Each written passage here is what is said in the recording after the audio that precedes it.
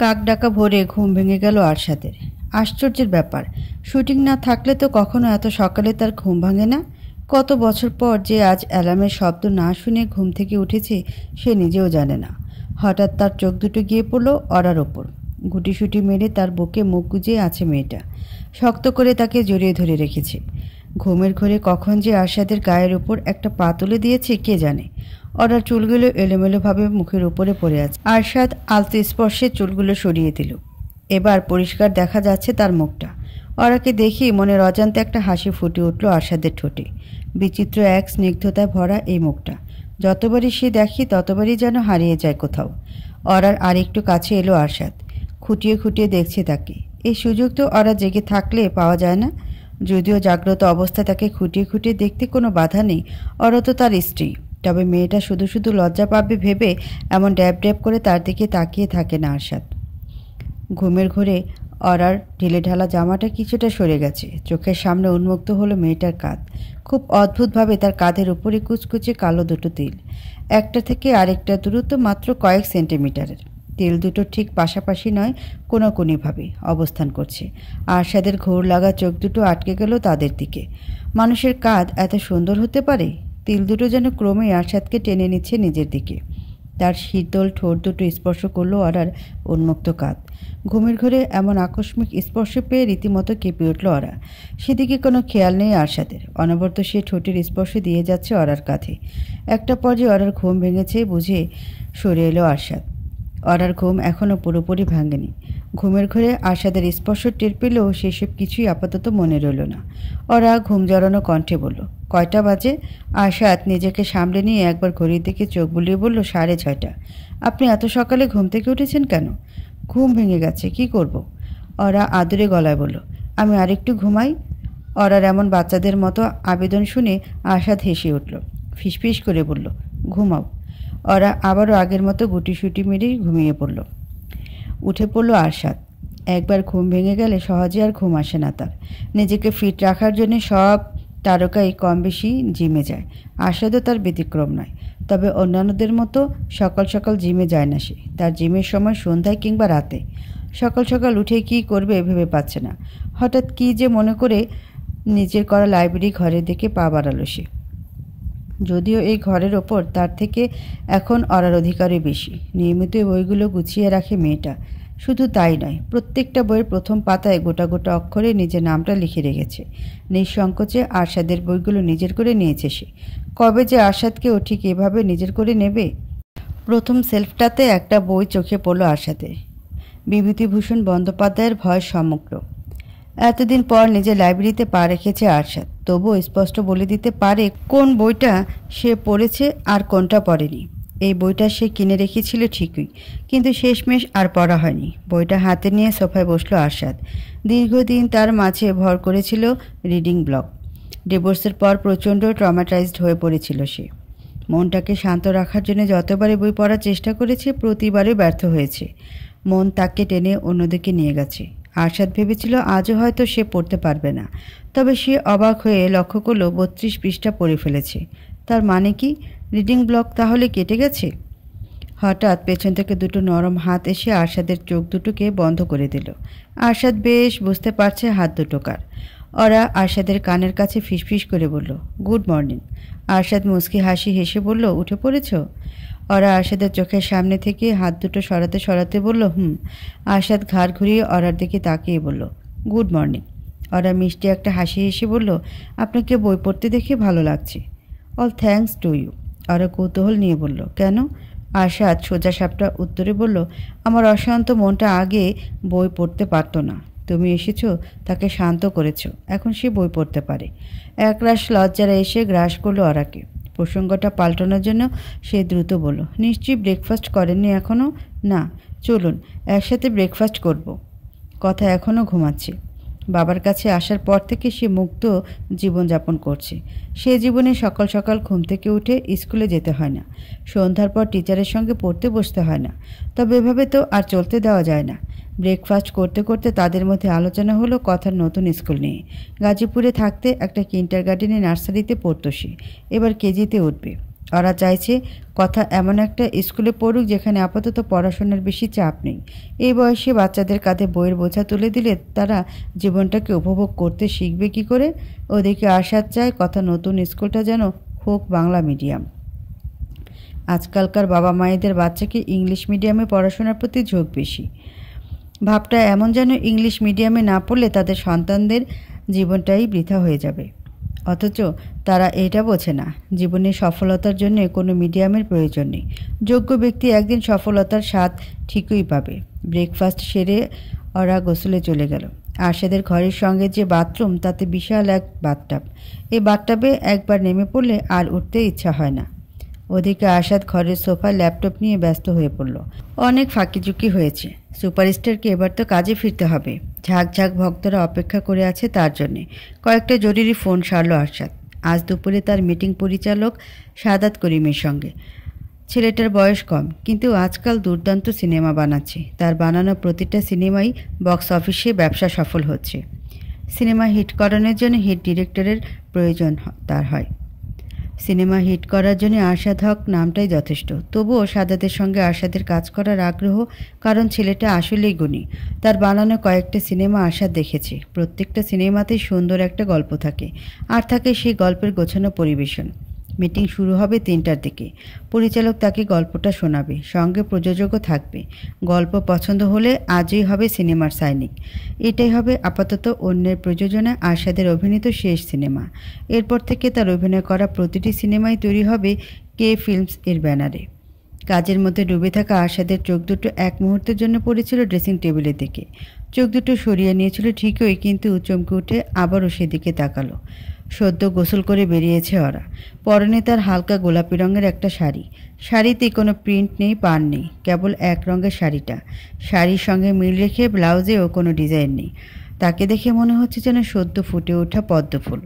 আয়নার সামনে দাঁড়িয়ে তোয়ালে দিয়ে তার লম্বা চুলগুলো মুছতে ব্যস্ত ওরা। ওদিকে দুটো চোখ যে তার দিকে আবদ্ধ হয়ে আছে তার কোনো হুঁশ রইল না। আরশাদ সোফা থেকে উঠে দাঁড়ালো, একটু একটু করে এগিয়ে গেল ওরার দিকে। এই মেয়েটা নির্ঘাত জাদু করেছে তার উপরে। আরশাদ মন্ত্রমুগ্ধের মতো তাকিয়ে আছে আয়নায় ভেসে ওঠা ওরার প্রতিচ্ছবির দিকে। হুট করে আরশাদ এসে পেছন থেকে জড়িয়ে ধরল ওরাকে। চোখ দুটো বুজে মুখ ডুবিয়ে দিল ওরার চুলে। আরশাদের এমন কাণ্ডে রীতিমতো হকচকিয়ে গেল। আয়নায় দুজনকে এভাবে দেখে লজ্জায় মাটির সঙ্গে মিশে যাচ্ছে ওরা। আরশাদ যেন একটু একটু করে হারিয়ে যাচ্ছে তার মাঝে। ওরাও ঠিক তাই। আরশাদ আচমকা হ্যাচকা টান দিয়ে ওরাকে নিজের দিকে ঘোরালো। তাল সামলাতে না পেরে ওরা আছড়ে পড়ল আরশাদের বুকে। ওরা সরে যেতে চাইলেও সেই সুযোগ তাকে দিচ্ছে না আরশাদ। একবার তার চোখের দিকে তাকিয়ে চোখ দুটো সরিয়ে নিল ওরা। ও চোখ দুটো এক রাশ দুষ্টুমি খেলা করে বেড়াচ্ছে।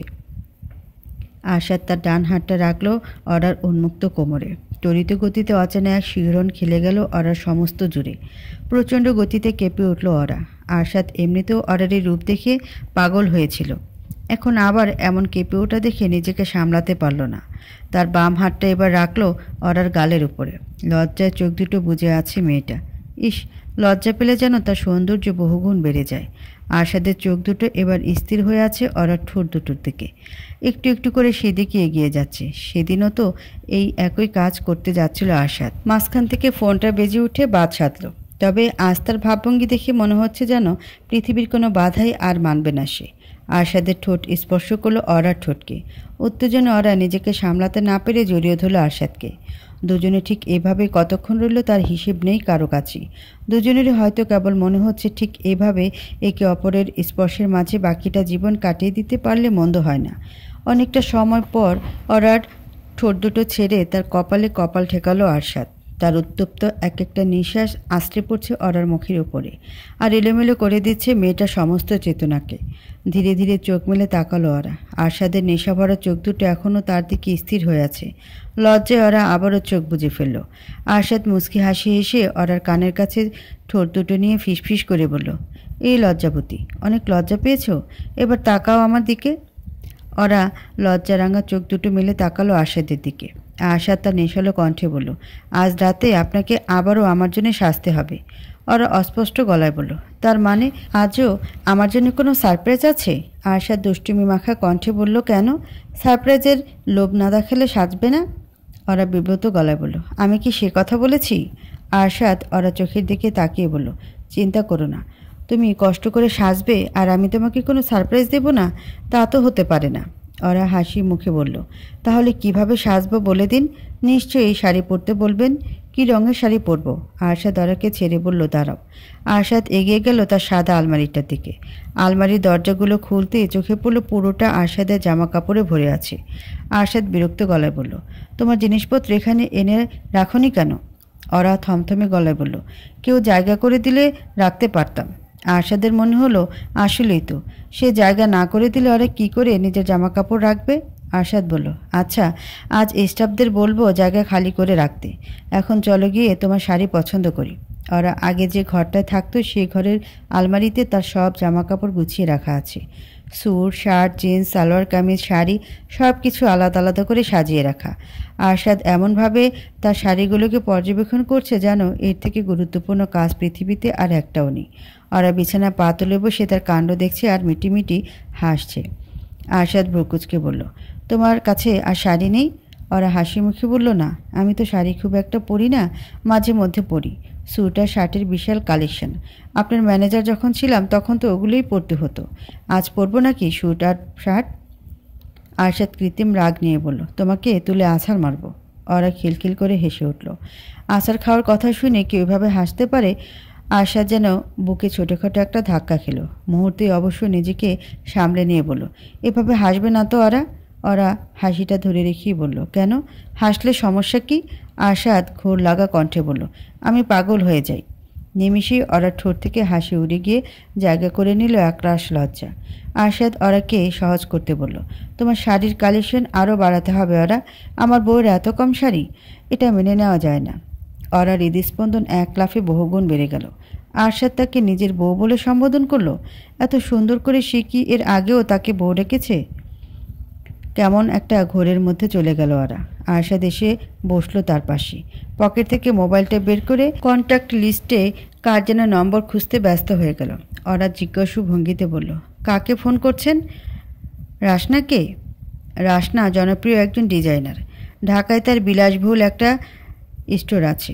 তার মূলত সেলিব্রিটিরাই তার স্টোর থেকে কেনাকাটা করে। রাশনা ফোন রিসিভ করতে আরশাদ নির্দেশনার ভঙ্গিতে বলল, রাশনা, আধা ঘন্টার মধ্যে তোমার স্টোরের বেস্ট শাড়িগুলো নিয়ে আমার বাসায় চলে এসো। ওরা অবাক হয়ে তাকিয়ে রইল আরশাদের দিকে। কবে শেষ হবে এ মানুষটার পাগলামি? ওরার খুব একটা শাড়ি নেই, তাই বলে এক্ষুনি ডিজাইনারকে ডেকে আনতে হবে? আরশাদের পাগলামিতে ওরা আরও একবার বিস্মিত হলো রাশনা বাড়িতে আসার পর। সে এক এক করে নিজের ডিজাইন করা শাড়িগুলো প্যাকেট থেকে বের করে সোফার উপরে রাখলো। কমপক্ষে 30টা শাড়ি সে এনেছে সঙ্গে করে। আরশাদ শাড়িগুলোর দিকে একবার চোখ বুলিয়ে বলল, হ্যাঁ ঠিক আছে, সবগুলোই আমরা নিচ্ছি। ওরা আতকে উঠে আরশাদের কানের কাছে ফিসফিস করে বলল, এতগুলো শাড়ি দিয়ে আমি কি করব? আরশাদ কিছু বলল না, কেবল তার বিখ্যাত অগ্নিদৃষ্টি নিক্ষেপ করলো ওরার দিকে। ওই দৃষ্টি তাকে চুপ করিয়ে দেওয়ার জন্য যথেষ্ট। ওরা নতুন শাড়িগুলোর মধ্যে থেকে আরশাদ হলুদ রঙের একটা জামদানি পছন্দ করলো। শাড়িটা ওরার হাতে ধরিয়ে দিয়ে বলল, এটাই পরবে আজ, আর সাজগোজ নিজের পছন্দ মতো করো। শাড়ি বাছাবাছি পর্ব শেষে আরশাদ ডেকে তুলল কথাকে। মেয়েটাকে কেউ না ডাকলে তার ঘুম ভাঙেই না। আরশাদ কয়েকবার ডাকতেই কথা তার কোলে উঠে বসলো। বোঝাই যাচ্ছে মেয়েটা এখনও ঘুমে আচ্ছন্ন। আরশাদ এরপর যত্ন নিয়ে কথাকে ব্রাশ করিয়ে দিল। এলোমেলো চুলগুলো আশ্রয়ে আবার নতুন করে বেঁধে দিল। নিজ হাতে ব্রেকফাস্ট খাইয়ে দিল। যদিও কথাকে ব্রেকফাস্ট খাওয়াতে তার সঙ্গে কিছুটা যুদ্ধ করতে হলো। রোজ রোজ সকালবেলা কথার ডিম খেতে ভালো লাগে না। আরশাদ নানা ছুতোয় তাকে ডিম খাওয়ানোর চেষ্টা করছে। ওরা প্রাণ ভরে দেখছে বাবা মেয়ের খুনসুটিময় সকালটা। কথাকে নিজের কাছে আনার পর থেকে আরশাদের যেন তার প্রতি যত্ন একটু বেশিই বেড়ে গেছে। সে কোনোভাবে চায় না কথা মায়ের অভাবটা টের পাক। দুপুরে লাঞ্চের ঠিক পরপর আরশাদ বেরিয়ে গেল। যাওয়ার আগে কথাকে আদরে গলায় বলে গেল, বাবা, লক্ষ্মী মেয়ে হয়ে থাকবে কিন্তু। কথা ভ্রুকুচকে বলল, কিন্তু আমি তো লক্ষ্মী মেয়েই। আরশাদ হাসি মুখে বলল, সেটা তো আমি জানি শোনা। আর শোন, ওরাকে ডিস্টার্ব করবি না কিন্তু।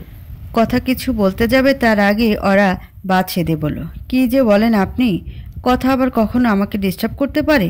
আরশাদ ওরার গালে হাত রেখে বলল, কথার খেয়াল রেখো, আর প্লিজ বাইরে যেতে হলে আমাকে জানিয়ে যেও। ওরা আশ্বাস দিয়ে বলল, আপনি চিন্তা করবেন না, আমি বাড়িতেই থাকবো। ওই ঘটনার পর থেকে ওরার সিকিউরিটি নিয়ে বাড়তি সতর্ক হয়ে গেছে আরশাদ। নওশিন ছাড়াও এই পৃথিবীতে আরও অনেক মানুষ থাকতে পারে যারা আরশাদের ক্ষতি করতে চায়। আর আরশাদের ক্ষতি করার অন্যতম একটা উপায় হলো তার স্ত্রীকে কষ্ট দেওয়া। আরশাদ তাই এই বাড়ির সিকিউরিটির দায়িত্বে থাকা গার্ডের সংখ্যা বাড়িয়ে দিয়েছে। সেই সঙ্গে ওরার জন্য নিয়োগ দেওয়া হয়েছে একজন বলশালী বডিগার্ড। ওরা যখন বাইরে যাবে তখন তার কাজ হবে ছায়ার মতো তাকে অনুসরণ করা। আরশাদ চলে যাওয়ার পর ওরার বাকি দিনটা কাটলো কথাকে নিয়ে। পুরোটা বিকেল জুড়ে ওরা কথাকে বই পড়ে শোনালো। কথা ঠিক আরশাদের বই পড়ার শখটা পেয়েছে। ডিজনির রূপকথার গল্পের তার নিজস্ব ছোটোখাটো একটা কালেকশন আছে। কথার বইগুলো নিয়ে ওরা আরশাদের লাইব্রেরিতে রাখলো। তার বেশিরভাগ বইগুলোই পাতলা পাতলা, তাই বেশি জায়গা নেয় না। বই পড়া শেষে ওরাকে দায়িত্ব দেওয়া হলো কথার এক গাদা পুতুলের সবগুলোর চুল বেঁধে দেওয়া। ওরাও আগ্রহ নিয়ে চুল বাঁধছে। চুল বাঁধা শেষে কথা পুতুলদের জামা বদলে দিচ্ছে। আজকালকার বাচ্চারা পুতুল নিয়ে বেশিক্ষণ খেলতে পারে না। একটা নির্দিষ্ট সময়ে তাদের মোবাইল ফোন অথবা টিভি চাই। কথাও ব্যস্ত হয়ে গেল মোবাইলে গেম খেলতে। ওরা কি করবে ভেবে না পেয়ে নিজেও মোবাইলটা নিয়ে বসলো। ফেসবুকে ঢুকতেই সবার আগে চোখে পড়লো আরশাদের নতুন পোস্ট। সাদাত করিমের গল্প তার পছন্দ হয়েছে। সিনেমাটার সঙ্গে সে চুক্তিবদ্ধ হয়ে গেছে। নতুন সিনেমার নাম বর্ষা। আরশাদ কন্ট্যাক্ট পেপারে সই করছে এমন একটা ছবি সে পোস্ট করেছে। ওরা তার পোস্টটা শেয়ার করে দিয়ে ক্যাপশনে লিখল, কনগ্রাচুলেশনস সুপারস্টার। সাইনিং পর্ব শেষেও আরও কিছু আনুষ্ঠানিকতা থাকে। দীর্ঘদিন আরশাদের ম্যানেজার থাকা সুবাদে এটা ওরার অজানা নয়। কিছুটা সময় নিয়ে সাজতে বসে গেল। কথাকে অবশ্য চোখের আড়াল করেনি। কথা তাদের ঘরের বিছানায় শুয়ে শুয়ে টিভি দেখছে। ডিজাইনারদের শাড়ি এই এক সুবিধা, শাড়ির সঙ্গে ব্লাউজও থাকে। সাইজটা নিজে থেকেই কম বেশি করা যায়। ব্লাউজ বানাতে আলাদা করে ঝামেলা করতে হয় না। শাড়ি পরা শেষে ওরা কথাকে উদ্দেশ্য করে বলল, আমাকে কেমন লাগছে কথা? কথা মুগ্ধ গলায় বলল, তোমাকে একদম বেলার মতো লাগছে। বেলাকে? কথা অবাক গলায় বলল, তুমি বেলাকে চেনো না? বিউটি অ্যান্ড দ্য বিস্টের প্রিন্সেস, এরকম হলুদ ড্রেস পরে সবসময়। ও আচ্ছা, এবার চিনেছি। ওরা ড্রেসিং টেবিলের সামনে সাজতে বসে গেল। খুব বেশি একটা সাজল না অবশ্য। চোখে কাজল, কপালে ছোট্ট একটা কালো টিপ, ঠোঁটে লিপস্টিক দিতে গিয়েও দিল না ওরা। তার ঠোঁটের রং এমনিতেই গোলাপি, সেজন্য খুব একটা কৃত্রিম রং ব্যবহার করে না। কানে বড় একটা রূপার দুল পরল ওরা। গলায়ও সুন্দর করে একটা রূপার হার পরল। আচমকা আশাদের ফোন এলো। ওরা ফোন রিসিভ করে কিছু বলতে যাবে তার আগে আশাদ হড়বড় করে বলল, শোনো ওরা, তুমি কথাকে খাইয়ে ঘুম পাড়িয়ে দাও। নিজে খাবে না কিন্তু। আর কথাকে ঘুম পাড়িয়ে ওর ঘরেই বসে থাকবে, বাইরে বের হবে না। ওরা সন্দেহজনিত কণ্ঠে বলল, আপনি কি করতে যাচ্ছেন বলুন তো? সেটা না হয় নিজেই দেখলে। কথাকে ঘুম পাড়িয়ে আধশোয়া হয়ে রইল ওরা। এ কোন যন্ত্রণা পড়া গেল। একই ঘরে বসে থাকতে হবে, বাইরে যাওয়া যাবে না। আরশাদের পাগলামির সত্যিই কোনো অন্ত নেই। তবে তার এই ছোট্ট ছোট্ট পাগলামি মুগ্ধতা ছড়ায় ওরার মাঝে। অপেক্ষা করতে করতে ওরার চোখ দুটো কখন যে লেগে এসেছে সে নিজেও জানে না। ঘুম ভাঙল রিংটোনের আওয়াজে। মোবাইলের স্ক্রিনে ভেসে উঠেছে কাঙ্ক্ষিত মানুষটারই নাম। ওরা ফোন রিসিভ করে আরশাদকে কোনো কথা বলার সুযোগ না দিয়ে বলল, কোথায় আপনি? আপনার জন্য অপেক্ষা করতে করতে আমি তো ঘুমিয়েই পড়েছিলাম। আরশাদ অপর প্রান্ত থেকে হালকা গলায় বলল, কথা ঘুমিয়েছে? তাহলে সোজা ছাদে চলে এসো। অন্য কোনো রুমে যাবে না কিন্তু, বিশেষ করে আমাদের রুমে। আসছি। কথার ঘর থেকে বের হওয়ার আগে ওরা বাথরুমে আয়নায় একবার গিয়ে নিজেকে দেখে এলো। আজ তাকে কেমন লাগছে? আরশাদ তাকে এই রূপে পছন্দ করবে তো? সিঁড়ির কাছে আসতে চমকে গেল ওরা। সিঁড়ি জুড়ে লাল গোলাপের পাপড়ির ছড়াছড়ি। মনে হচ্ছে কেউ যেন লাল কার্পেট বিছিয়ে তাকে আমন্ত্রণ জানাচ্ছে। ওরা স্যান্ডেল খুলে খালি পায়ে সিঁড়ির ওপর পা রাখলো। প্রত্যেকটা সিঁড়ি দুপাশে মোমবাতি। গোলাপের সৌরভের সঙ্গে সঙ্গে কোথা থেকে যেন বেলি ফুলের ঘ্রাণ ভেসে আসছে। সিঁড়ি বেয়ে উঠতে উঠতে ওরা বুঝতে পারলো বেলি ফুলের ঘ্রাণটা আসছে মোমবাতি থেকে। এগুলো তাহলে সুগন্ধিযুক্ত মোমবাতি। মুচকি হেসে ওরা এগিয়ে গেল ছাদের দিকে। ছাদে পা রাখতেই ওরার বিস্ময়ের সকল সীমানা ছাড়িয়ে গেল। পুরোটা ছাদ জুড়ে বিভিন্ন সাইজের অসংখ্য মোমবাতি। কতগুলো মোম আছে এখানে? কয়েকশো তো হবেই। গোলাপের পাপড়ির কোমলতা এখনও পায়ের নিচে টের পাচ্ছে ওরা। মেঝের দিকে চোখ পড়তেই আরেকবার বিস্মিত না হয়ে পারল না সে। এত বিশাল ছাদের পুরোটা জুড়ে লাল গোলাপের পাপড়ি আর সাদা রঙের বেলুন। লাল সাদার কম্বিনেশনটা সত্যিই মনোমুগ্ধকর। ছাদের ঠিক মাঝখানে ছোট্ট একটা গোল টেবিল। টেবিলের দুপাশে দুটো চেয়ার, আর ওপরেও মোমবাতি আর ফুলের ছড়াছড়ি। টেবিলের উপরে বড় একটা ট্রে। সেই ট্রে আবার বিশাল সাইজের ঢাকনা দিয়ে ঢাকা। ওরা সেদিকে এগোতেই যাচ্ছিল, তার আগেই কারো বাহু ধরে আটকা পড়ে গেল। আরশাদ আচমকা পেছন থেকে জড়িয়ে ধরেছে তাকে। ওরা ঝলমলে গলায় বলল, আপনি কি পাগল? আরশাদ ওরার কানের কাছে ঠোঁট নিয়ে শান্ত গলায় বলল, কিছুটা। কেন, তুমি জানো না? ওরা এবার আরশাদের দিকে ঘুরল। খয়েরি রঙের পাঞ্জাবি, পরিপাটি চুল আর ঠোঁটে লেগে থাকা এক চিলতে হাসিতে তাকে আজ অনন্য সুন্দর লাগছে। হাজার হাজার মেয়েরা শুধু শুধু এই মানুষটার প্রেমে হাবুডুবু খায় না। ওরার ভাবতেই অবাক লাগে এই মানুষটা নাকি তার একান্ত ব্যক্তিগত। ওরার দিকে তাকিয়ে কোথায় যেন হারিয়ে গেছে আরশাদ, কোন এক প্রবল ঘোরের মাঝে। সে ঘোর কাটিয়ে ওঠা তার পক্ষে অসম্ভব ব্যাপার। আরশাদ ঘোরগ্রস্ত কণ্ঠে বলল, এত সুন্দর কেন তুমি? কেউ কি করে তোমাকে ভালো না বেসে থাকতে পারে? লজ্জায় ওরা চোখ দুটো বুজে মাথা রাখলো আরশাদের বুকে। সে যে এতটা লজ্জা পেতে পারে আগে কখনো বোঝেনি। আরশাদের এমন কর্মকাণ্ড তার মধ্যকার লজ্জা দিন দিন যেন বাড়িয়েই দিচ্ছে। আরশাদ সুযোগ হাতছাড়া করল না। তৎক্ষণাৎ ওরাকে জড়িয়ে ধরে তার ঘাড়ে একটা চুমু খেয়ে নিল। তড়িৎ গতিতে কেঁপে উঠল ওরা। আরশাদ যদি এমনই হুটহাট চুমু খেতে শুরু করে তাহলে তাকে আর এই পৃথিবীতে থাকতে হবে না, অন্য কোনো গ্রহে গিয়ে স্থায়ীভাবে বসবাস শুরু করতে হবে। কিছুটা সময় ঠিক এইভাবেই থেকে আরশাদ আলতো হাতে তার বুক থেকে ওরার মুখটা তুলে ধরে বলল, কেমন সাজিয়েছি বলো তো? ওরা বিস্মিত গলায় বলল, এত সব আপনি একা করেছেন? আরশাদ অত্যন্ত স্বাভাবিক গলায় বলল, তোমার সারপ্রাইজ আমি ছাড়া আর কে প্রিপেয়ার করবে? শুধু শুধু এত কষ্ট করতে গেলেন কেন? আজকে কোনো স্পেশাল ডে? আরশাদ ওরার চুলে হাত বুলিয়ে দিয়ে বলল, না, কিন্তু মানুষটাই স্পেশাল। স্পেশাল মানুষের জন্য স্পেশাল ব্যবস্থা তো করতেই হয়। ওরা মুচকি হাসি হেসে বলল, আমাদের ছাদটা চেনাই যাচ্ছে না, ছাড়ুন তো একটু ঘুরে দেখি। আরশাদ ভ্রুকুচকে বলল, ছাড়তে হবে কেন? আমার হাত ধরে ঘোরো। আরশাদ ওরার হাতটা শক্ত করে ধরে রেখে পুরো ছাদটা ঘুরে দেখালো। মোমবাতির আলোয় আলোকিত হয়ে প্রতিটা কোণা, সেই সঙ্গে ছাদ জুড়ে লাল সাদার খেলা। ওরার চোখে ফুটে উঠল মুগ্ধতা ঝলক। তার ঠোঁট জুড়ে প্রচ্ছন্ন এক হাসি। হাসিটা দেখে আরশাদের মনে হচ্ছে এতক্ষণে তার কষ্ট সার্থক হয়েছে। ছাদের দোলনাটাও সুন্দর করে সাজিয়েছে আরশাদ। লাল আর সাদা রঙের কাপড় দিয়ে সুন্দর করে রডগুলো ঢেকে দিয়েছে। আর বসার জায়গাতেও ছোট ছোট লাল রঙের কুশন। দুজনে গিয়ে বসলো দোলনাটায়। আরশাদ এখনও ধরে আছে ওরার হাতটা। প্রশান্তিময় নীরবতার হাওয়ায় দুজনেই গা ভাসালো। অন্যান্য সময় নীরবতা অসহ্যকর বলে মনে হয় আরশাদের কাছে। কেবল নীরবতা কাটিয়ে ওঠার জন্যই হয়তো কথা বলার প্রয়োজন মনে হয়। তবে ওরার সঙ্গে কাটানো প্রতিটা মুহূর্ত কোনো নিয়ম মানে না। এই মুহূর্তগুলো কথার মাঝেও সুন্দর, নীরবতাও সুন্দর। কিছুটা সময় পর আরশাদ নীরবতা ভঙ্গ করে ব্যস্ত ভঙ্গিমায় বলল, শোনো ওরা, এভাবে বসে থাকলে চলবে না। আজ রাতে কিন্তু আমাদের অনেক কাজ। ওরা অবাক হয়ে বলল, কী কাজ? ক্যান্ডেল লাইট ডিনার করব। তারপর কি? আরশাদ ঠোঁটে ফুটে ওঠা হাসি লুকানোর চেষ্টা করে বলল, না থাক, লজ্জা পাবে। ওরা জেদ ধরে বলল, বলুন তো আপনি।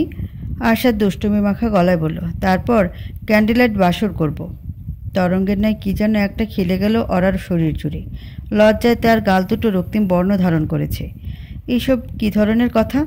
আরশাদের কথাবার্তা আর কাজকর্ম দিন দিন বড্ড লাগাম ছাড়া হয়ে যাচ্ছে। ওরা লজ্জা রাঙ্গা মুখটা লুকানোর ব্যর্থ চেষ্টা করে বলল, ছি, অসভ্য একটা। আরশাদ হেসে বলল, আমি অসভ্য? সিরিয়াসলি?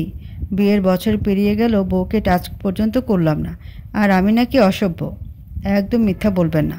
বছর কোথায় পেরিয়েছে? 6 মাস পেরিয়েছে মাত্র। ওই একই কথা। এরকম আরেকটা 6 মাস পেরোলেই তো 1 বছর। আমি অত ভালো মানুষ না যে আরেকটা 6 মাস ওয়েট করব। অনেক ওয়েট করেছি। অন্যদিকে মুখ ফিরিয়ে নিল ওরা। নিজের রক্তিম গাল দুটো আরশাদের থেকে আড়াল করে রাখবার বৃথা চেষ্টা। এই মানুষটার হঠাৎ কি হলো? 2 দিন আগেও তো ভদ্র ছেলের মতো তার সঙ্গে গল্প বলতো, সিক্রেট খেলতো। আর সেই একই মানুষটা আজ শুরু থেকে কেবল অসভ্যের মতো কথা বলে যাচ্ছে। আরশাদ বাঁকা হাসি হেসে বলল, আবার লজ্জা পাওয়া শুরু করলে? ওরা মুখটা অন্যদিকে ফিরিয়ে রেখে জড়ানো গলায় বলল, আপনার এসব কথা শুনলে তো যে কেউ লজ্জা পাবে। যে কাউকে লজ্জা তো পেতে হবে না, তুমি পেলেই চলবে। আরশাদ দেখছে ওরার লজ্জা শেষ হবার নামই নিচ্ছে না। না, এভাবে চলতে থাকলে তো তার আর আজ রাতের সমস্ত প্ল্যান ভেস্তে যাবে। আরশাদ তাই ওরাকে সহজ করার উদ্দেশ্যে বলল, এবার চলো, আমার অনেক ক্ষুধা লেগেছে। আরশাদ ওরাকে যত্ন করে হাত ধরে নিজ হাতে সাজানো টেবিলের কাছে নিয়ে এলো। চেয়ার টেনে ইশারায় বসতে বলল তাকে। ক্রমেই আরশাদের কাজে কর্মে হতবাক হয়ে যাচ্ছে। ছেলেটাকে একটু আগেও মনে হচ্ছিল চরম অসভ্য, আর এখন মনে হচ্ছে ভদ্র সভ্য জেন্টেলম্যান। আরশাদ কি অরার মুখোমুখি থাকা চেয়ারটায় বসলো। ধীরে স্থির ভঙ্গিতে ট্রের ওপর থেকে বড় ঢাকনাটা তুলে দিল। স্টেক, ম্যাশড পটেটো আর স্যালাড, সেই সঙ্গে আরও আছে আপেলের জুস। আরও একবার অবাক না হয়ে পারল না ওরা। কবে যেন একদিন ওরা বলেছিল তার স্টেক খেতে ভালো লাগে। সেই কথাটা এখনও মনে করে রেখেছে আরশাদ। আরশাদ ওরার প্লেটে স্টেক তুলে দিতে দিতে বলল, কেমন হয়েছে বলবে কিন্তু। ওরা হতবিহ্বল কণ্ঠে বলল, আপনি রান্না করেছেন? এই জন্য তো এতটা সময় লাগলো। কি সাংঘাতিক! শুধু শুধু এত কষ্ট কেউ করে? শুধু শুধু না ওরা, কেন করেছি আগেও বলেছি। ছুরি কাঁটা চামচের সাহায্যে আরশাদের তৈরি করা স্টেক মুখে নিল ওরা। মুহূর্তেই মনে হলো যেন মুখের ভিতরে উৎসব চলছে, স্বাদের উৎসব। কতগুলো ফ্লেভারের সঠিক মিশ্রণ ঘটিয়েছে আরশাদ। মনে হচ্ছে কোনো প্রফেশনাল বাবুর্চির হাতের রান্না। যে গুণী তার আসলে সব দিক থেকেই গুণ থাকে। আরশাদ বলল, কেমন হয়েছে? ওরা মুগ্ধ গলায় বলল, দারুণ, মনে হচ্ছে অমৃত খাচ্ছি। আরশাদ অবিশ্বাসের ভঙ্গিতে বলল, এতটাও ভালো হয়নি। ওরা ভ্রুকুচকে কিন্তু মুখে হাসি নিয়ে বলল, নিজে প্রশংসা সহ্য হয় না না? যখন কেউ আপনাকে সুপারস্টার বলে তখন আপনি ঠিক এইভাবে বলেন, না না, আমি কোনো সুপারস্টার না। আরশাদ জুসের গ্লাসে চুমুক দিয়ে বলল, আসলে রান্নার ইন্সপিরেশন আমি তোমার কাছ থেকে পেয়েছি। আমার কাছ থেকে? কিন্তু আমি তো খুব একটা রান্না করি না। যতটুকুই করো খুব উৎসাহ নিয়ে করো, আর সেটা খেতেও দারুণ হয়। ওরা হাসি মুখে বলল, তাই নাকি? তা আর কি কি শিখেছেন আমার কাছ থেকে? আরশাদ দুষ্টুমি ভরা গলায় বলল, সেটা বলতে গেলে তো রাতটাই শেষ হয়ে যাবে। আর ট্রাস্ট মি, আজকে রাতে আমার অনেক প্ল্যান আছে। তোমাকে তো বললামই। হিমবাহের ন্যায় জমে গেল ওরা। আবারও অসভ্যতা শুরু করেছে ছেলেটা। এবার আর তাকে সেই সুযোগ দেওয়া যাবে না। ওরা তাই প্রসঙ্গ পাল্টে বলল, আমি আপনার কাছ থেকে কি শিখেছি বলবো? বলো। কি করে নিজেকে ভালোবাসতে হয়। আরশাদ কিছুটা অবাক হয়ে বলল, আমি নিজেকে খুব ভালোবাসি নাকি? সেজন্য তো শিখেছি। নিজেকে ভালোবাসতেন না বলেই তো এতগুলো দিন কষ্ট পেয়েছেন। সব কষ্ট থেকে মুক্তি পাওয়ার একটাই উপায় হলো নিজেকে ভালোবাসা। আরশাদ ছোট্ট দীর্ঘশ্বাস গোপন করে বলল, ওসব কথা আজ আর না বলি। আচ্ছা, আজ আমার কেন জানি ওই দিনটার কথা খুব মনে পড়ছে। কোন দিন? যেদিন তোমার সাথে আমার প্রথম দেখা হয়েছিল। ঠিক হলুদ রঙের একটা জামা পরেছিলে তুমি। আপনার মনে আছে? আরশাদ মজার ছলে বলল, ভেবো না লাভ অ্যাট ফার্স্ট সাইট হয়েছিল বলে মনে আছে। আমার মেমোরি এমনিতেই ভয়ানক। ওরা স্মৃতিকাতর হয়ে বলল, সেদিন খুব নার্ভাস ছিলাম জানেন। আমি যে পরিস্থিতিতে বেড়ে উঠেছি তাতে সিনেমা দেখার কোনো সুযোগ আমার ছিল না। আমাদের ওদিকে অবশ্য সিনেমা হলও তেমন ছিল না। ঢাকায় আসার পরও সিনেমা দেখার সুযোগ হয়নি। আমি যে এতিমখানায় থাকতাম ওখানে একটা টিভি ছিল। সন্ধ্যায় সবাই একসঙ্গে টিভি দেখতে বসতাম। অনুষ্ঠানের ফাঁকে ফাঁকে আপনার অ্যাড দেখাতো। সব থেকে বেশি দেখাতো পেপসির অ্যাড। আপনি তো আপনাকে নামে চিনতাম না, চিনতাম পেপসির অ্যাডের নায়ক হিসেবে। আরশাদ হেসে ফেলে বলল, আর এই কথাটা আজ জানতে পারছি? ওরাও হাসি মুখে বলল, যখন আপনার ম্যানেজার ছিলাম তখন সাহস ছিল নাকি এই কথা বলার? তারপর শুনুন না কি হলো। ওরার চোখ দুটো জলজল করছে। মনে হচ্ছে যেন পুরোনো দিনগুলোর প্রতিচ্ছবি তার চোখেই ভেসে উঠেছে। আরশাদ বলল, বলো। তারপর যখন কথাটা বলতে গিয়ে থেমে গেল ওরা। তারপর নওশীন তাকে আরশাদের ম্যানেজার হবার প্রস্তাব দেয়। কিন্তু এই মুহূর্তে নওশীনের প্রসঙ্গটা আনতে তার ইচ্ছা করছে না, তাই চুপ করে রইল। আরশাদ যথেষ্ট বুদ্ধিমান ছেলে। সে ঠিকই বুঝে ফেলল ওরার মনের কথাটা, তাই সহজ গলায় বলল, বুঝেছি। তারপর থেকে বলো। ওরা মুচকি হাসি হেসে বলল, আরশাদ হক নামের কোনো বিশাল সুপারস্টারের ম্যানেজার হব আমি। আমাকে সেভাবেই ট্রেনিং দেওয়া হচ্ছিল। এক আন্টি আমাকে স্পিচ নিয়ে ট্রেনিং দিচ্ছিলেন, কারণ তখন আমি আঞ্চলিক টোনে কথা বলি। ট্রেনিং সেন্টারের টিভিতে হঠাৎ ওই অ্যাডটা দেখালো। আন্টি বলেন, ওই দেখো তোমার বস। আমি রীতিমতো অবাক হয়ে গিয়েছিলাম। এই পেপসির অ্যাডের নায়কই নাকি শেষমেশ আমার বস। সেদিন নার্ভাস ছিল, এটা সত্যি। তোমার চোখে মুখে নার্ভাসনেস দেখতে পাচ্ছিলাম। আমি মনে মনে ভাবছিলাম, এতটুকু একটা মেয়ে কি করে আমার ম্যানেজার হবে? ওরা আতকে উঠে বলল, আমি মোটেও এতটুকু একটা মেয়ে ছিলাম না। আরশাদ সোজা সাপটা জবাবে বলল, তুমি এখনও এতটুকু একটা মেয়েই আছো। ওরা চুপ করে রইল। কি বলবে ঠিক বুঝতে পারছে না, তাই কোনো উপায় না দেখে স্ত্রীকে মনোযোগ দিল। আরশাদ হঠাৎ কোমল সুরে বলল, ওরা আরশাদ অন্যমনস্ক ভঙ্গিতে বলল, আমি অন্ধকারে হারিয়ে গিয়েছিলাম জানো। আমার এত চাকচিক্যময় জীবন, সাকসেসফুল ক্যারিয়ার, সব কিছু অনর্থক বলে মনে হতো। ইচ্ছে হতো ছুটি কোথাও পালিয়ে যাই, যেখানে কেউ বিরক্ত করতে পারবে না আমাকে। ইচ্ছে হতো এভাবে তিলে তিলে শেষ না হয়ে নিজেকে একেবারেই শেষ করে ফেলি। বুকে ধক করে একটা ধাক্কা খেল ওরা। এসব কথা শুনলেও তার আত্মা কেঁপে ওঠে, অথচ কি নিঃসংকোচে তা বলে যাচ্ছে আরশাদ। শুধু বলছেই না, একটা সময় তা অনুভবও করেছে। ওরা বাদ সেধে বলল, এসব কি কথা বলছেন আপনি? পুরোটা শুনবে তো? আরশাদকে বলার সুযোগ দিয়ে চুপ করে রইল ওরা। আরশাদ টেবিলের অপর প্রান্ত থেকে ওরার একটা হাত ধরে মোহনীয় কণ্ঠে বলল, আমার অন্ধকার জীবনটা অন্ধকারই রয়ে যেত যদি কোনোদিন তুমি না আসতে। আমার জীবনে তুমি তো সেই কবে এসেছো। কখনো ম্যানেজারের থেকে বেশি কিছু ভাবিনি তোমাকে, কিন্তু আমাদের এই বিয়েটা সব বদলে দিল। তোমার সাথে থাকতে থাকতে, তোমার কথা শুনতে শুনতে, তোমাকে নিজের কথা শোনাতে শোনাতে সব কেমন যেন বদলে গেল। অন্ধকার জীবনে আচমকা হাজার হাজার মোমবাতি জ্বেলে গেল। আমি আবারও পথ খুঁজে পেলাম। You have healed me. ওনার চোখে যেন জল চলে এলো। প্রথম জীবনে সে প্রচুর অপমান আর বঞ্চনার শিকার হয়েছে। সেই যন্ত্রণাদায়ক স্মৃতিগুলো আজও মাঝে মধ্যে দুঃস্বপ্ন হয়ে ধরা দেয়। অথচ তার দ্বিতীয় জীবনটা যে এত সুখময় হবে কে জানতো? কে জানতো এত এত সুন্দর অনুভূতি দিয়ে আরশাদ ভরিয়ে দেবে তার মনটাকে? কে জানতো সুপারস্টার আরশাদ হক যে কাউকে পরোয়া করে না, সে কিনা নিজের জীবনের সব থেকে গুরুত্বপূর্ণ আসনটা তার জন্য ছেড়ে দেবে? ওরা সাবধানে তার চোখের জল মুছে বলল, আজ একটাও সিক্রেট বলবেন না? আজ তুমি বলো। বললাম তো, আমার অন্য প্ল্যান আছে। ওরা মুচকি হেসে অন্যরকম গলায় বলল, আমি না ভালোবাসায় বিশ্বাস করতাম না, একেবারেই না। আমার মনে হতো ভালোবাসা কেবলই লোক দেখানো একটা জিনিস। পৃথিবীতে এত এত মানুষ, অথচ দুটো মানুষ কি করে একে অপরের প্রেমেই পড়বে? আমার সিক্রেট হলো আপনি আমাকে ভালোবাসায় বিশ্বাস করিয়েছেন। আরশাদ ক্লান্ত ভঙ্গিতে নিঃশ্বাস ফেলে বলল, তাও ভালোবাসি কথাটা মুখে বলবে না? বাসি তো, সেটা আপনিও জানেন। হুম, এভাবে না, সুন্দর করে বলো। অন্য আরেকদিন বলি। আরশাদ মেকি ধমকি সুরে বলল, একদম না, আজকেই বলতে হবে। ওরা লজ্জা শরমের মাথা খেয়ে বলল, আই লাভ ইউ। আরশাদের সারা শরীরে বিদ্যুৎ খেলে গেল, গায়ে কাটা দিয়ে গেল। এমনটা কেন হচ্ছে? এমন তো নয় যে সে জানে না ওরার ভালোবাসার কথা। প্রতিটা মুহূর্তে সে মেয়েটার দুচোখে নিজের জন্য নির্ভেজাল ভালোবাসা দেখতে পায়। তবুও আজ তার নিজের মুখে কথাটা শুনে যেন আরশাদের সকল অপেক্ষার অবসান ঘটল। আরশাদ প্রচ্ছন্ন হাসি হেসে উঠে দাঁড়াতে দাঁড়াতে বলল, ওঠো। ওরা কিছুটা ভয় পেয়ে বলল, কোথায় নিয়ে যাবেন? আরশাদ তাকে চোখ মেরে বলল, আপাতত কোথাও না। ওরার হাত ধরে আরশাদ তাকে নিয়ে এলো তার অর্গানিক গার্ডেনের কাছে।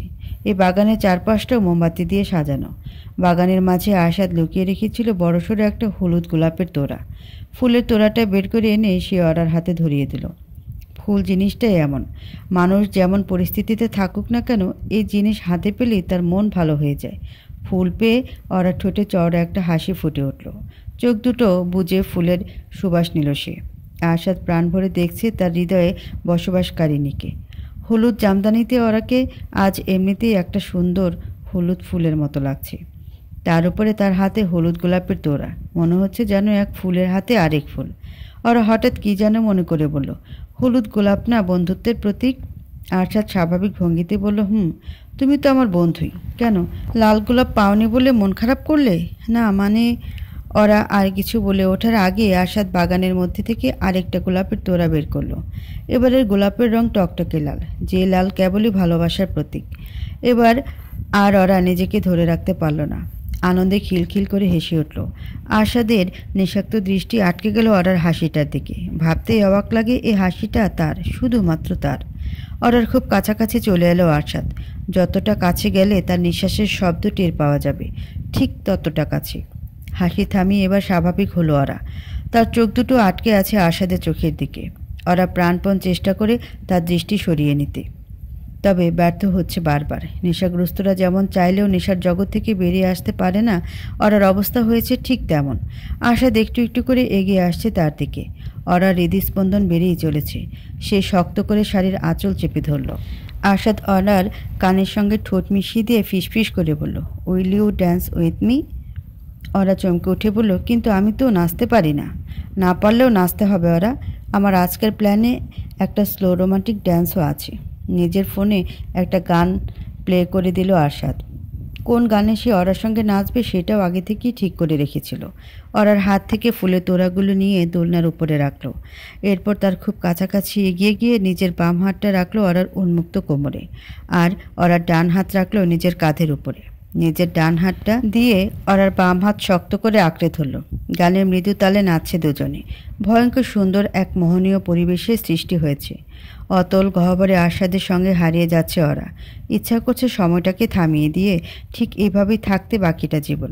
পৃথিবীর কাছে ওরার আর চাওয়ার কিছুই নেই। ও I used to say I would never fall in love again until I found her.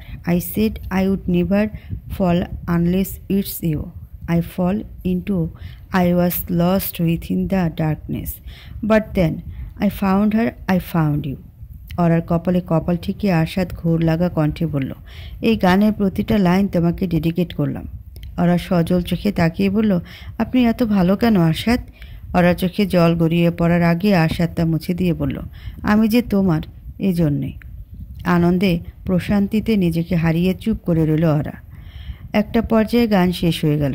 অরা গিয়ে মুখ লুকালো আরশাদের বুকে।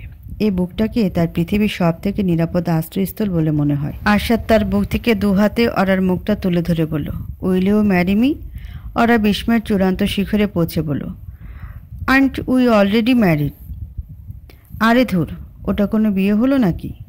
হোটেলের নিচতলায় লুকিয়ে লুকিয়ে বিয়ে। আমার এমন একটা বিয়ে দরকার যেখানে আমার সব আত্মীয় স্বজনরা আসবে, দিন রাত আনন্দ করবে, গায়ে হলুদের অনুষ্ঠান হবে, তোমার হাতে মেহেদি দিয়ে লেখা হবে আমার নাম, তুমি টকটকে লাল শাড়ি বউ সেজে এসে আমার পাশে বসবে। আশাদ এমনভাবে বলছে যেন বিয়ে করার জন্য তার আর তর সইছে না। যত তাড়াতাড়ি আর একান্ত আপন ওরাকে নতুন করে আপন করে নেয় ততটাই মঙ্গল।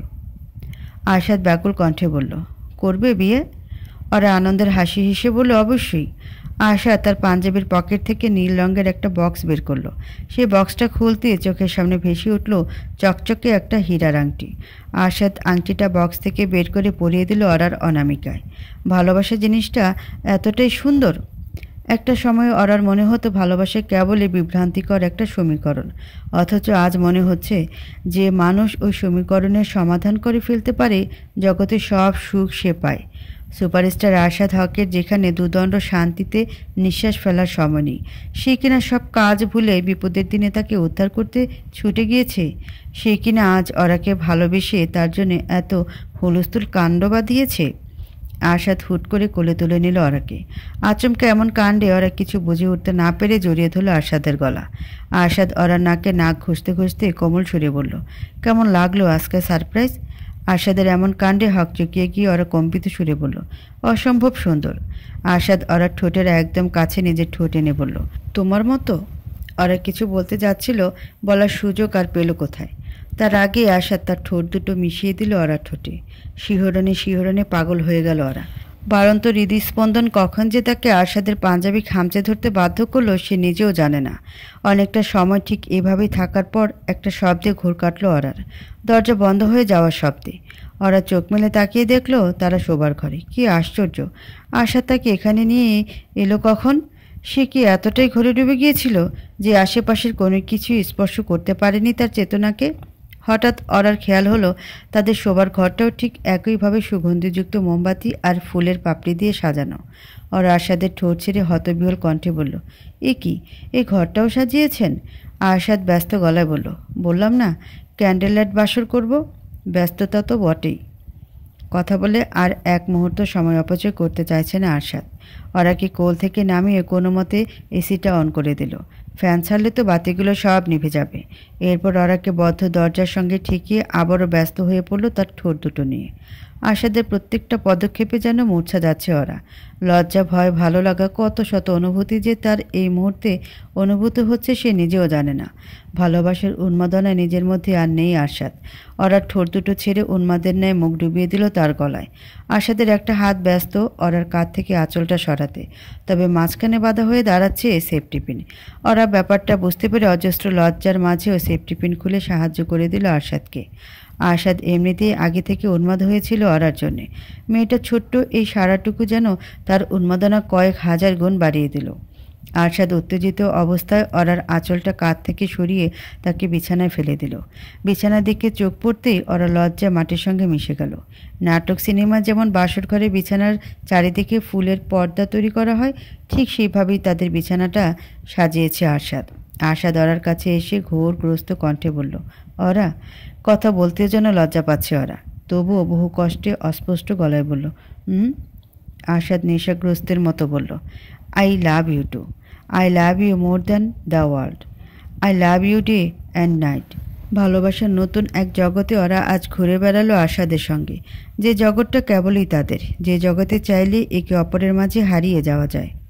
ঘুম ভেঙে যাওয়া সত্ত্বেও চোখ দুটো বুজে রইল ওরা। আজকের সকালটা অন্যরকম, আর 10টা সকালের মতো নয়। বাইরে বৃষ্টি পড়ছে।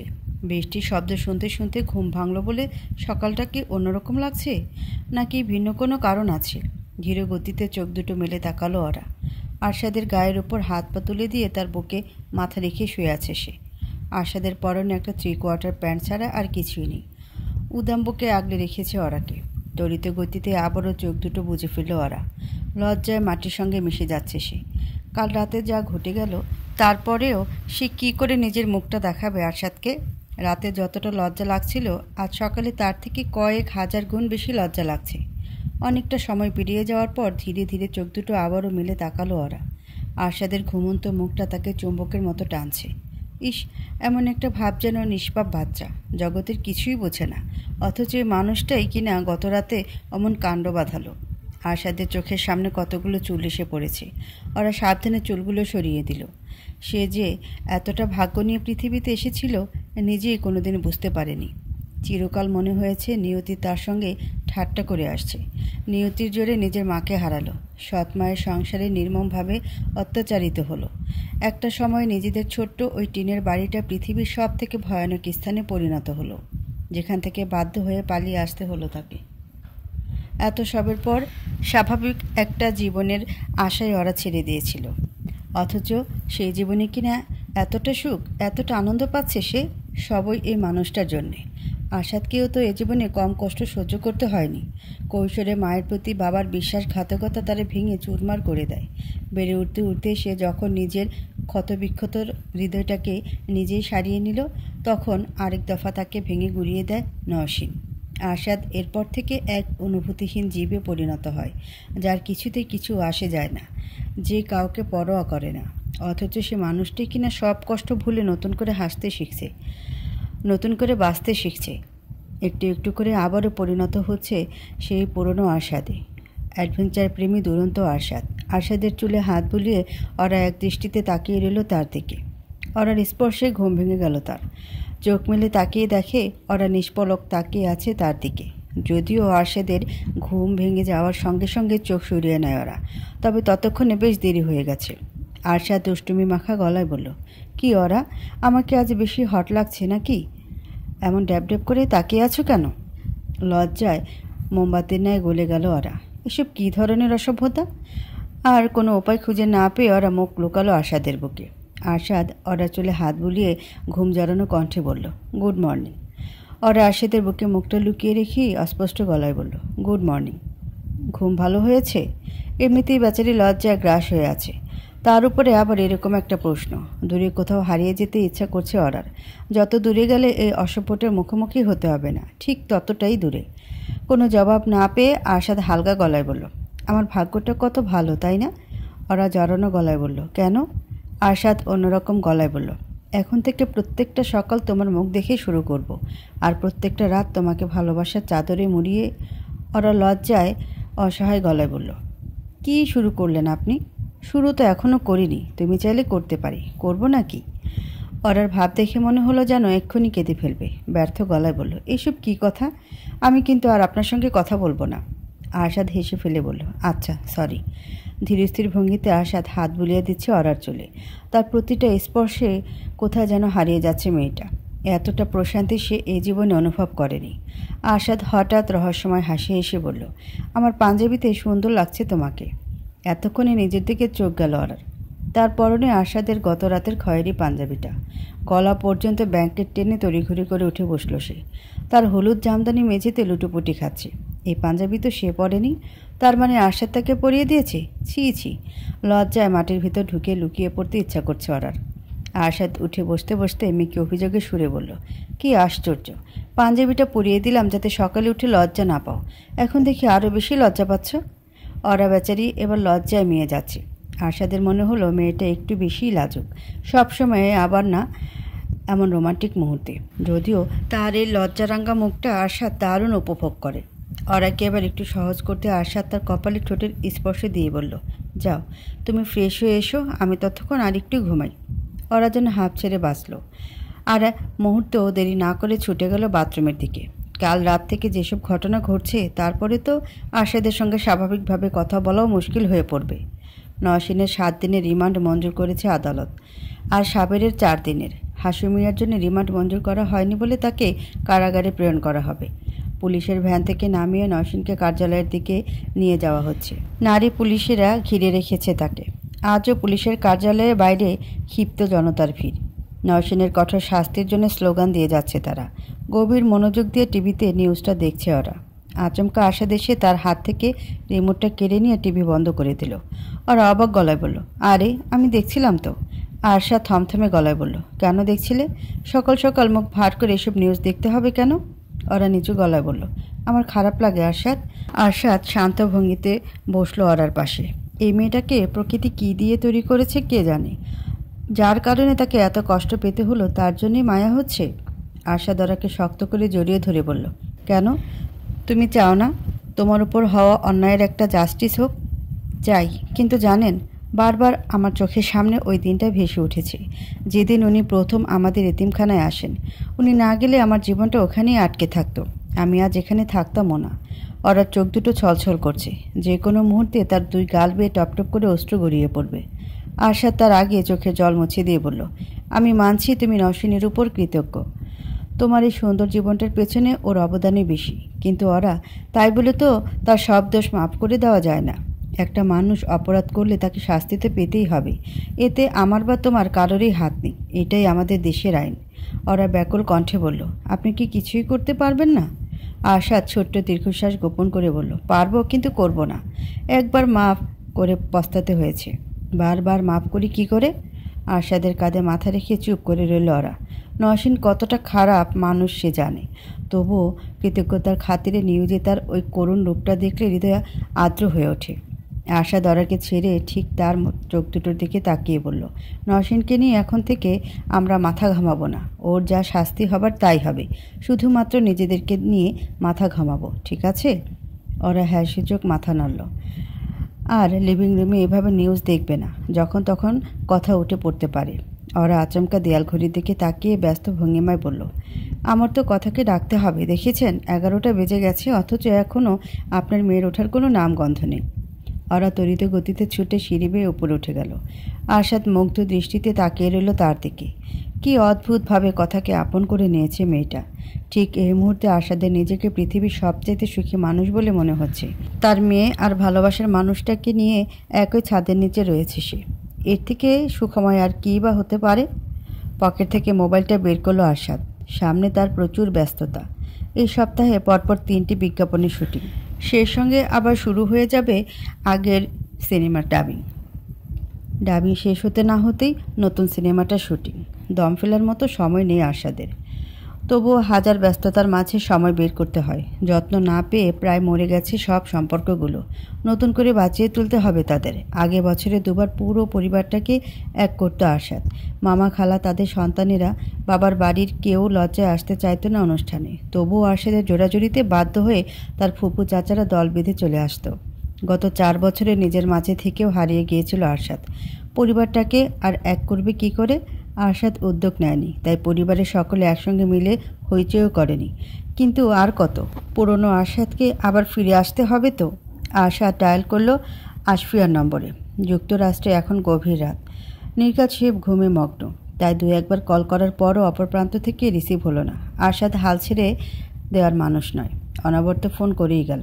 একটা পর্যায়ে আশফিয়া ফোন রিসিভ করে ধমকে সুরে বলল, এই বাদর, রাত বিরেতে এত বারবার ফোন করছিস কেন? আরশাদ মজার ছলে বলল, রাত কোথায়, এখন তো ঝকঝকে দিন। আশফিয়ার আগে গলায় বলল, তুই জানিস না আমেরিকা আর বাংলাদেশের টাইম ডিফারেন্স কত? আমার গভীর ঘুমটা ভাঙিয়ে দিলি, বেয়াদব কোথাকার। আরশাদ হাসি মুখে বলল, হয়েছে হয়েছে, বকবে পরে, এখন কাজের কথাটা শোনো। কি কাজের কথা?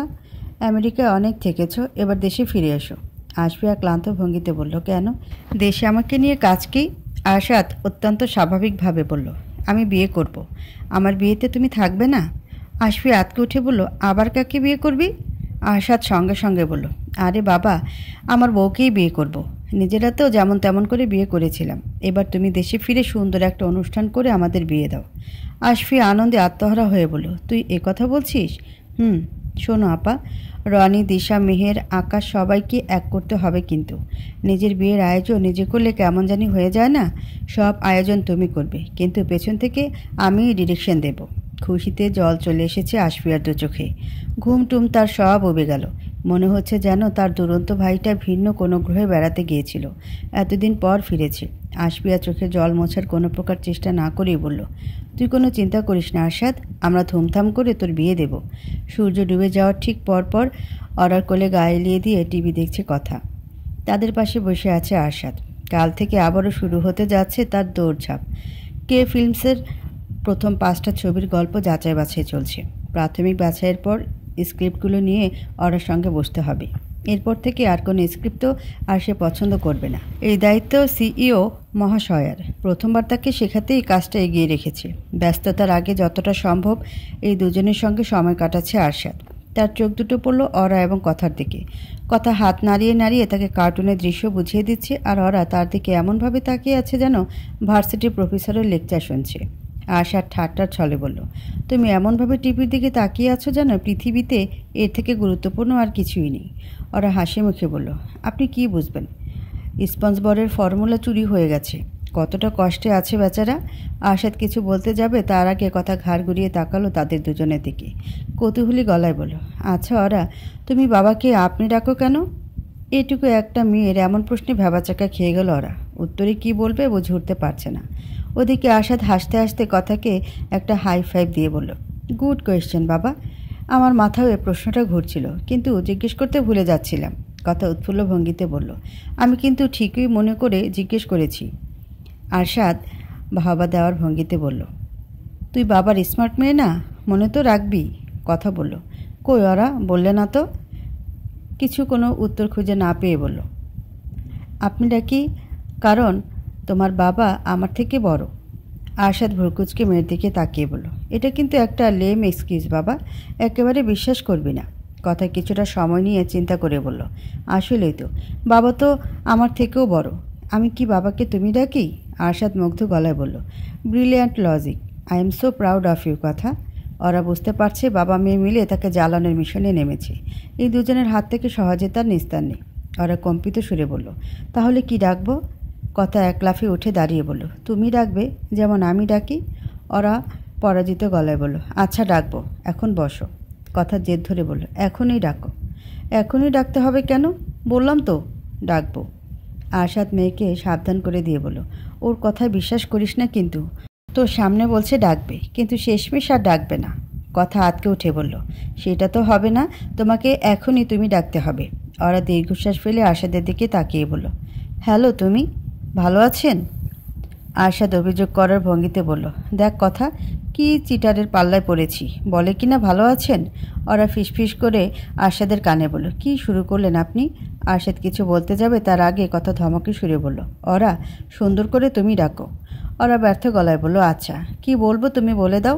কথা কিছুক্ষণ গালে হাত দিয়ে ভেবে বলল, বলো তুমি অনেক ভালো।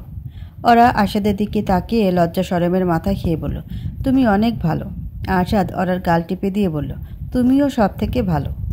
কথা এতে কি মজা পেল কে জানে। আনন্দে আত্মহারা হয়ে কতগুলো লাফ দিয়ে হাততালি দিতে লাগলো। বাচ্চা এই মেয়েটার সঙ্গে থাকলে সময়টা কি করে যে কেটে যায় খেয়ালই থাকে না আরশাদ আর ওরার। কথার সঙ্গে হাসি ঠাট্টা আর টিভি দেখতে দেখতে রাত নেমে এলো। তিনজনে একসঙ্গে ডিনারের টেবিলে বসলো। ওরা কথাকে খাইয়ে দেওয়ার চেষ্টা করছে, তবে মেয়েটা অনর্গল কথার মেলা আর বিচ্ছুপনার কারণে তো কিছুটা কঠিন হয়ে দাঁড়িয়েছে।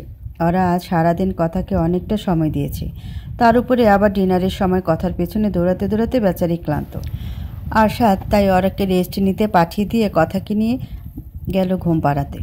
কথার বহু বদভ্যাসের একটা হলো রাতে ব্রাশ করার প্রতি অনীহা। আরশাদ ব্রাশ করতে জোরাজুরি সে ক্লান্ত ভঙ্গিতে বলল, সকালে একবার ব্রাশ করেছি। এমন পরিস্থিতিতে কোনো উপায়ন্তর খুঁজে না পেয়ে বিছানায় টুথব্রাশ এনে তাকে ব্রাশ করাতে হয়।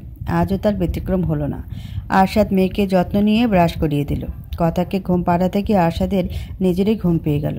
তবুও মেয়ের চোখে এক ফোঁটা ঘুম নেই। অনর্গল কথা বলেই যাচ্ছে বাবার সঙ্গে। শুধু শুধু তার নাম কথা রাখেনি আরশাদ। কথার এক পর্যায়ে ক্লান্ত হয়ে ঘুমিয়ে পড়ল কথা। আরশাদ মেয়ের গলা পর্যন্ত ব্ল্যাঙ্কেট টেনে দিয়ে ঘর থেকে বেরিয়ে গেল। ড্রেসিং টেবিলের সামনে দাঁড়িয়ে চুল আঁচড়াচ্ছে ওরা। আরশাদ ঘরে এসে এক দৃষ্টিতে তাকিয়ে রইল আয়নার ফুটে ওঠা তার প্রতিচ্ছবি দেখে।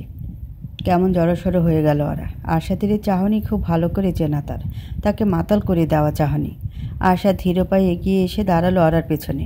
ওরা কিছু বোঝে ওঠার আগেই তড়িৎ গতিতে তার ব্লাউজের পেছনের ফিতার বাঁধনটা খুলে দিল সে। বিদ্যুতের ন্যায় কেঁপে উঠল ওরা। আরশাদ এসব কী করছে তার সঙ্গে? যতবারই ওরা নিজেকে সাজিয়ে গুছিয়ে রাখার চেষ্টা করে ততবারই আরশাদ এসে এলোমেলো করে দেয় তাকে। অথচ ওরার মনে হয় সে ঠিক এইভাবে এলোমেলো হয়ে থাকতে চায় আজীবন। ওরা আরশাদের দিকে ঘুরে কম্পিত সুরে বলল, ঘুমাবেন না? আরশাদ ভ্রুকুচকে বলল, আবার আপনি? আমি কিন্তু গিয়ে কথার কাছে নালিশ করব। ওরা হতবাক গলায় বলল, এখন সত্যি সত্যি তুমি ডাকতে হবে? তখন তো কথার ছেলে মানুষের সঙ্গে না পেরে আমি। এসব কোনো কথা চলবে না মিসেস হক। একবার যখন তুমি ডেকে ফেলেছ তখন তো আর আপনিতে ফিরতে দেওয়া যাবে না। আরশাদের মুখে মিসেস হক ডাকটা শুনে ওর কী যে ভালো লাগলো। একটু একটু করে নিজের অধিকারটা তাহলে সে প্রতিষ্ঠা করিয়ে ফেলল আরশাদ হকের জীবনে। ওরা আরশাদকে জড়িয়ে ধরে তার বুকে মুখ লুকিয়ে বলল, আপনি জানেন না আমার কত লজ্জা করে। আরশাদ ওরার চুলে হাত ডুবিয়ে বলল, আহারে আমার লজ্জাবতী বউটা, এসব লজ্জা টজ্জা এবার ঝেড়ে ফেলো তো ওরা। আমার কাছে লজ্জা কিসের? কিছুক্ষণ চুপ করে থেকে ওরা বলল, একটা কথা বলি? কথা বলার আগে পারমিশন নেওয়ার অভ্যাসটা তোমার আর গেল না। কি করি তোমায় নিয়ে? হাসি মুখে চুপ করে রইল ওরা। যখন সে ম্যানেজার ছিল আরশাদের তখন মনে হতো হুট করে বসকে কোনো একটা কথা বলা বেয়াদবির লক্ষণ। তাই কিছু বলার আগে অনুমতি নেওয়ার অভ্যাস তার বহুদিনের। আরশাদ বলল, বলো। আমার না শাড়ি পরে ঘুমাতে খুব অসুবিধা হয়। আরশাদ অত্যন্ত স্বাভাবিক ভঙ্গিতে বলল, ঠিক আছে, আজকেও ঘুমানোর আগে তোমাকে আমার টি শার্টটা পরিয়ে দেব। ওরা চমকে উঠে তাকালো আরশাদের দিকে। সেই গম্ভীর ছেলেটা কি না ভেতরে ভেতরে এত অসভ্য ছিল? কি সাংঘাতিক ব্যাপার! ওরা লজ্জায় লাল হয়ে যাওয়া মুখটা দেখে হেসে ফেল আরশাদ। মেয়েটাকে কথায় কথায় লজ্জা পাইয়ে দিয়ে তার দারুণ লাগে। আরশাদ ঠোঁটের হাসিটা বজায় রেখে বলল, যাও চেঞ্জ করে এসো। চেঞ্জ করে সাদা একটা সালোয়ার কামিজ পরে এলো ওরা। সাদা রঙের নিজস্ব একটা ভাষা আছে। এই রং মানুষের স্নিগ্ধতা কয়েক গুণ বাড়িয়ে দেয়। ওরাকে এরূপে দেখিয়ে নতুন করে মুগ্ধ হলো আরশাদ। ওরা বিছানার উপর বসতে বসতে বলল, কাল কখন উঠবেন আপনি? আরশাদ বিরক্ত গলায় বলল, আবারও আপনি আগে শুরু করলে? ওরা অসহায় গলায় বলল, কাল থেকে তুমি ডাকবো, প্রমিস। কেন, আজকে কি সমস্যা? এভাবে হুট করে কাউকে তুমি ডাকা যায় নাকি? আরশাদ হুমকি সরে বলল, ঠিক আছে, কালকে থেকে মনে থাকে যেন। কখন উঠবেন বললেন না তো? 7টায়। এত সকালে? 9টা থেকে মিটিং স্টার্ট। একসঙ্গে কতগুলো স্ক্রিপ্ট যে শুনতে হবে কালকে। মানুষের কাছে আগে শুনতাম প্রডিউসারের অনেক যন্ত্রণা, এখন প্রডিউসারের হওয়ার আগেই তো তা হারে হারে টের পাচ্ছি। ওরা আগ্রহ নিয়ে বলল, আচ্ছা, কাল যে স্ক্রিপ্টগুলো পছন্দ করবেন সেগুলো কি সিনেমা বানানোর জন্য ফাইনাল? না, প্রাথমিকভাবে সিলেক্ট করব। তারপর সেই স্ক্রিপ্টগুলো আমি আর তুমি একসঙ্গে পড়ে ফাইনালাইজ করব। ওরা হতবিহ্বল কণ্ঠে বলল, আমি? হ্যাঁ, সিইও হয়েছ আর এই কাজটা করবে না? এরপর থেকে তো সবগুলো স্ক্রিপ্ট বাছাই তোমাকেই করতে হবে। আমাদের প্রোডাকশন হাউসে প্রচুর স্ক্রিপ্ট জমা পড়বে, আর তুমি তো আমার টেস্ট খুব ভালো করেই জানো। যে গল্পগুলো আমার টেস্টের সঙ্গে যাবে সেগুলোই সিলেক্ট করবে। আর কী করতে হবে আমাকে? আরশাদ সুন্দর করে গুছিয়ে বলল, স্ক্রিপ্ট পছন্দ করার পর থেকে সিনেমা রিলিজ পর্যন্ত প্রসেসটা অনেক লম্বা। তোমাকে প্রত্যেকটা ক্ষেত্রে তদারকি করতে হবে। সিনেমার কাস্টিং, লোকেশন, প্রোডাকশন, ম্যানেজমেন্ট। এরপর শুটিং শুরু হওয়ার পর শুটিং ঠিকমতো চলছে কি না, সেটি কোনো সমস্যা হচ্ছে কি না। তুমি তো জানোই একটা সেটে হাজারটা ঝামেলা লেগেই থাকে। শুটিংয়ের পর এডিটিং, ডাবিং এসব ঠিকমতো হচ্ছে কি না। তারপর রয়েছে প্রমোশনের দায়িত্ব। আর সব থেকে বড় কথা, বাজেটটা সামলানো। খুবই তীক্ষ্ণভাবে তোমাকে বাজেট করতে হবে। আর আমি জানি আমার টাকাগুলো তুমি পানিতে ফেলতে দিবে না। আপনার ম্যানেজার হওয়ার আগে আমি তো কিছুই পারতাম না। ট্রেনিং পেয়ে পেয়ে শিখেছি। এবার আমাকে কে শেখাবে? এবারও ট্রেনিং পাবে। আর ভেবো না এইসব কাজগুলো তোমাকে একা করতে হবে না, তোমাকে হেল্প করার জন্য আমাদের বিশাল টিম রয়েছে। তাছাড়া আমি তো আছি সবসময়। ওরা আগ্রহে উজ্জ্বল হয়ে বলল, জানেন আগে না এই ব্যাপারটা নিয়ে আমার খুব ভয় লাগতো, কিন্তু যতদিন যাচ্ছে ততই আমার এক্সাইটমেন্ট বেড়ে যাচ্ছে। আরশাদ অন্যরকম গলায় বলল, আর আমার এক্সাইটমেন্টের কি হলো? ওরা চুপ করে রইল। তার চোখ দুটো আটকে আছে আরশাদের চোখের দিকে। চোখে চোখে যেন মনের মাঝে জমে থাকা অজস্র ভালোবাসার আদান প্রদান করছে তারা। ওরা তার দৃষ্টি সরিয়ে নেওয়ার প্রাণপণ চেষ্টা করছে, কিন্তু পারছে না। ওই চোখ দুটোর দিকে তাকালে যে কারোরই নেশা হয়ে যাওয়ার কথা। আরশাদ আচমকা হ্যাচকা টান দিয়ে নিজের বুকে এনে ফেলল ওরাকে। আবারও হারিয়ে যেতে শুরু করেছে ওরা। একটু একটু করে হারিয়ে যাচ্ছে আরশাদের মাঝে। সত্যিকারের পৃথিবীর সঙ্গে যেন তার কোনো যোগাযোগ নেই। আরশাদ আর এক মুহূর্ত অপেক্ষা না করে ঠোঁটের স্পর্শ দিল ওরার ঠোঁটে। ওরা শক্ত করে খামচে ধরল আরশাদের টি শার্ট। আরশাদের ভালোবাসাময় জগতের দুয়ার আবারও খুলে গেছে তার জন্যে, যে জগৎ না করার কোনো উপায় তার নেই।